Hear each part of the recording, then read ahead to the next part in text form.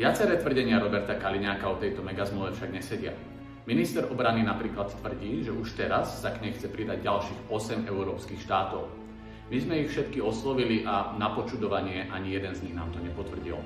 Kým niektoré hovoria, že Slovenská republika ich v tejto veci vôbec nekontaktovala, iné hovoria, že síce boli kontaktované, avšak nemajú záujem pridať sa. Ak však Robert Kaliňák nebude mať partnerov z Európskej únie, nebude môcť tieto nákupy munície ani financovať z programu Európskej únie SAFE.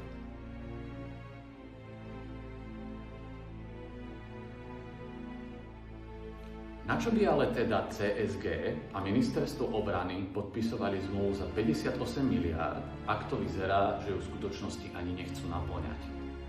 Naše zdroje tvrdia a naše zistenia túto teóriu podporujú, že cieľom mohlo byť pomôcť firme pred vstupom na burzu zvýšiť očakávania investorov.